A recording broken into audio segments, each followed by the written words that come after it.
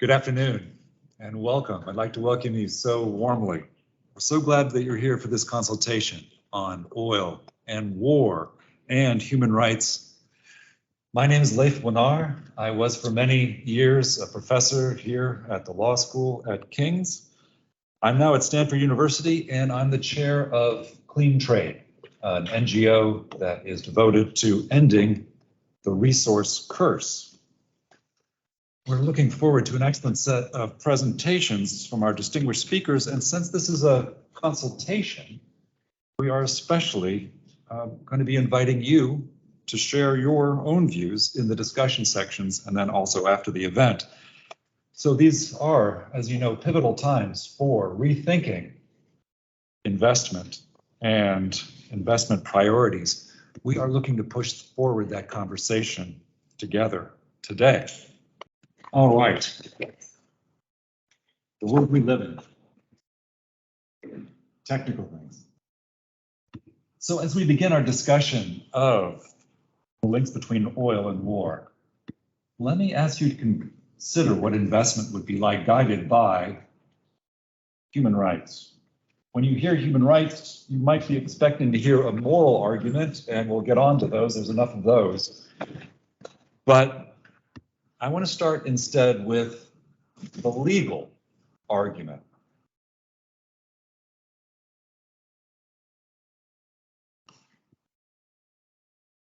So Ukraine has about 6 billion barrels of petroleum, 5 trillion cubic meters of natural gas, mostly in the east. So let me ask this legal question. If Putin takes eastern Ukraine by force and starts selling off that oil, would it be legal for us to buy it? Would it be legal for us to invest in the firms that would be helping Putin to extract it? That question obviously turns on who owns the oil in Ukraine, and that's a legal question. Whose property is that Ukrainian oil? Now, on the question of ownership, the Ukrainian constitution couldn't be clearer. Ukraine's constitution says that Ukraine's natural resources are the property of the Ukrainian people.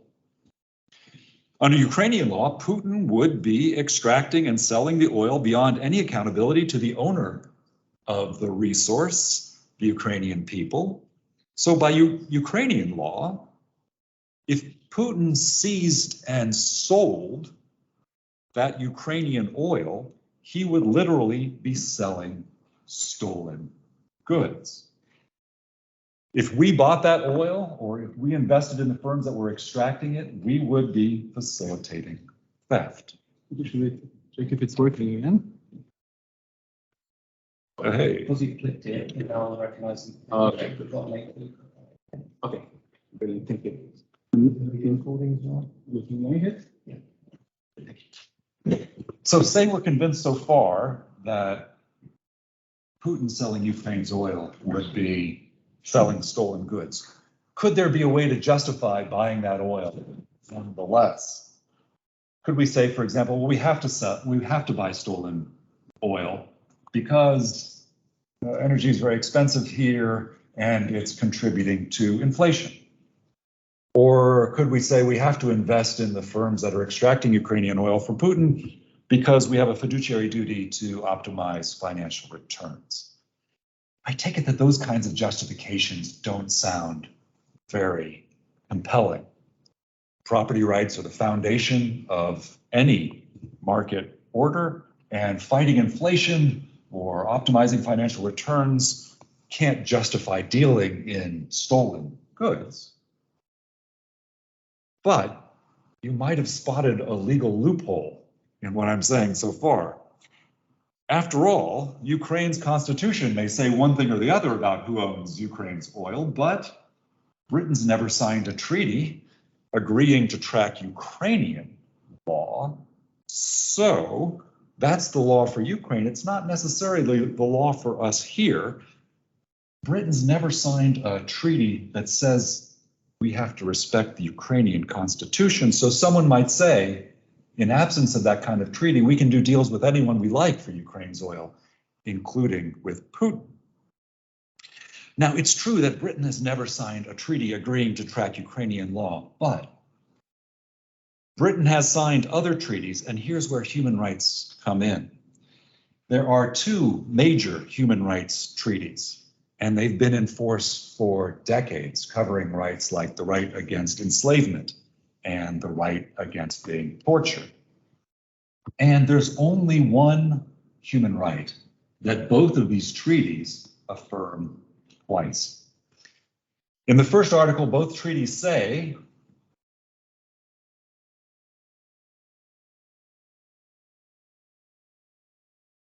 all peoples may, for their own ends, freely dispose of their natural wealth and resources.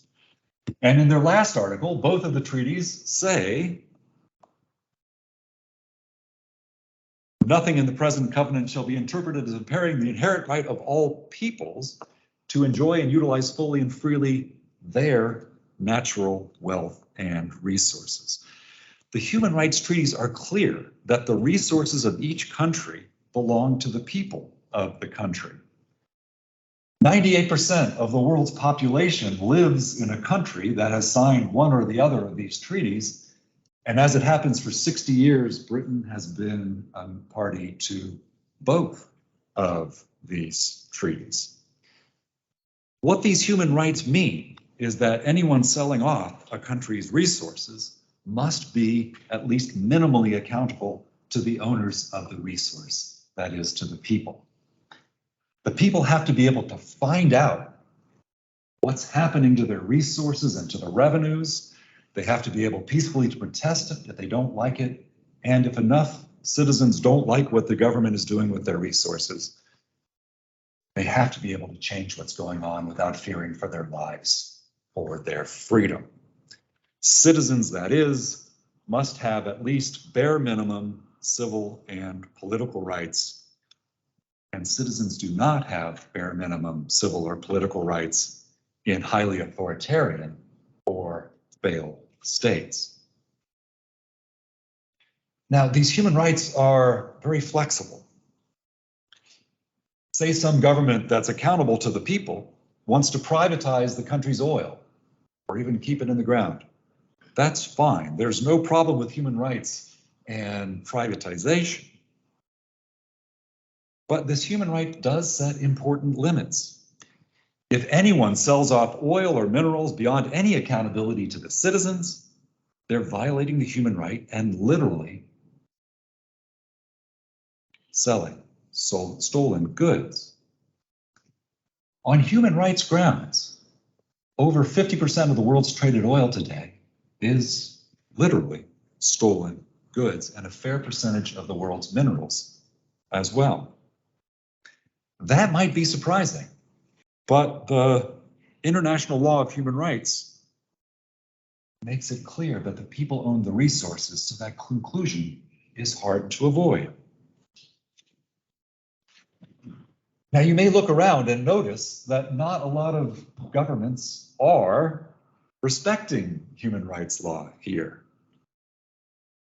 The British government allows us to buy oil from authoritarian governments and failed states. Investors see no legal problem at all in backing firms that extract resources from these states. Why is that? And here is the real surprise.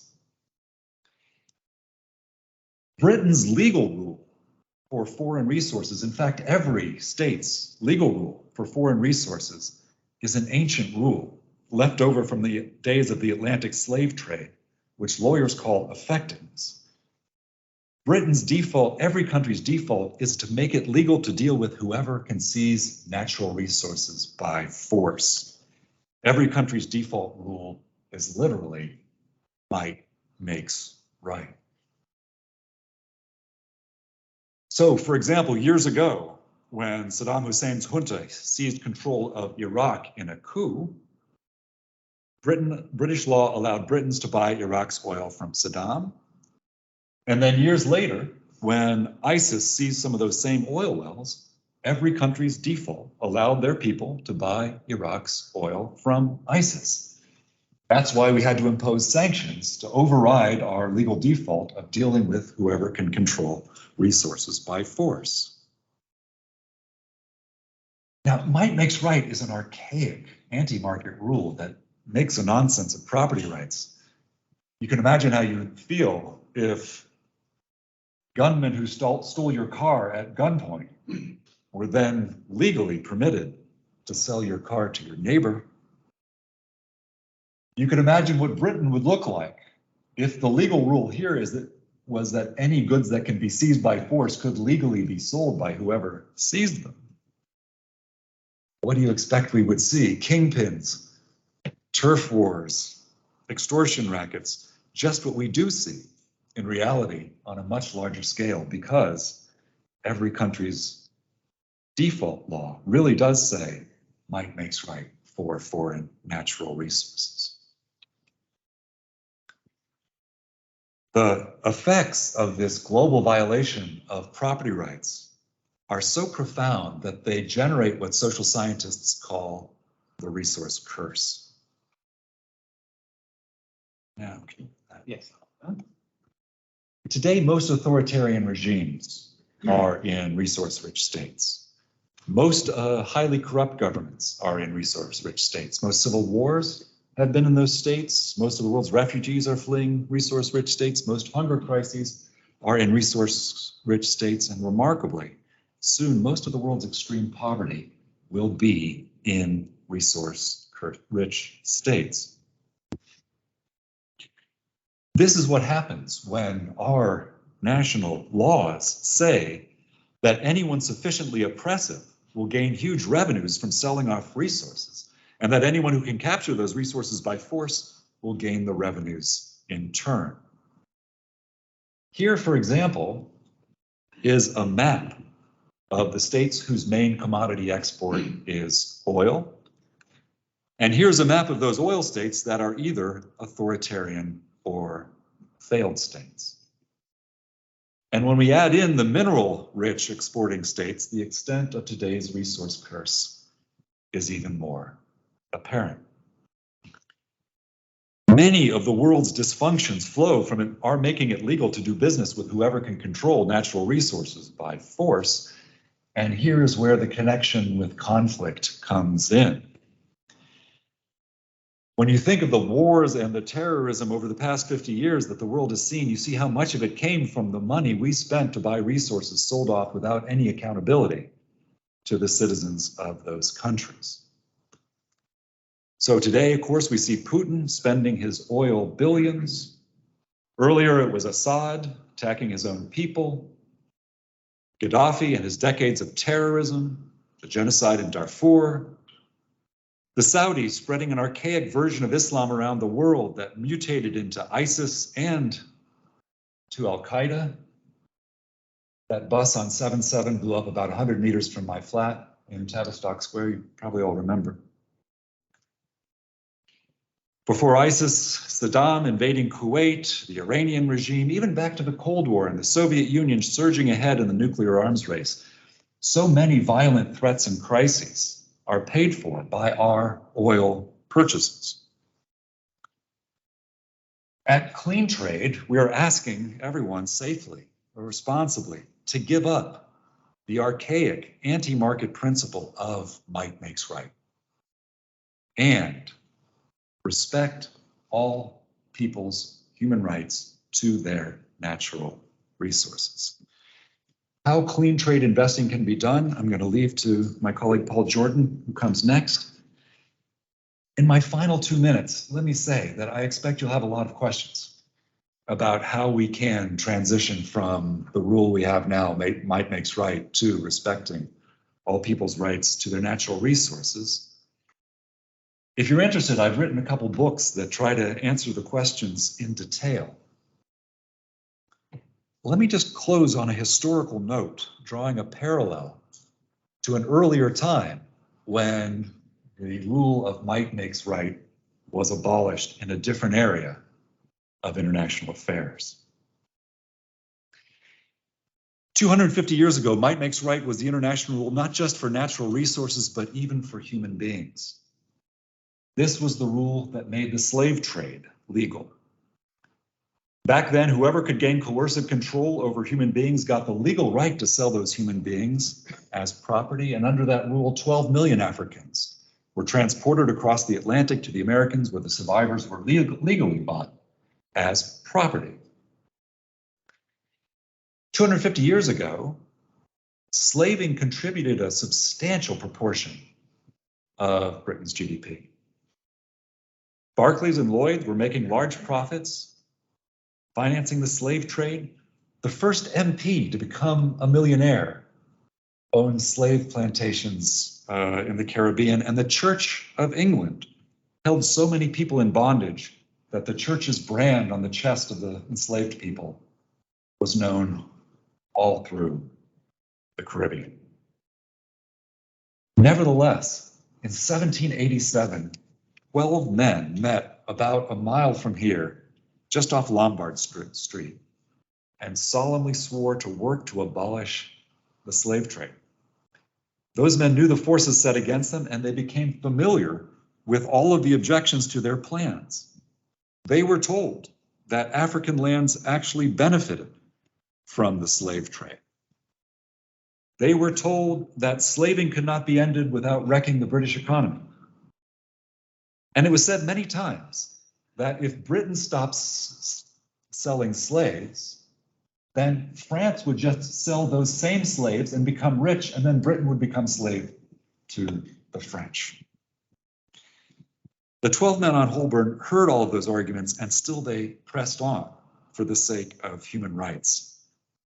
Eventually, as you know, they won, and Britain abolished might makes right for human beings. This was not Britain's finest hour, but it might have been Britain's finest era.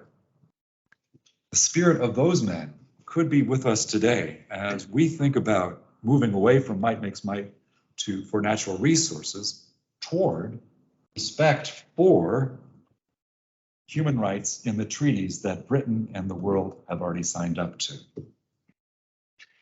The natural resources of every country belong to the people of that country, and how we might be able to invest according to that principle of human rights, I'll leave it to Paul to say more about.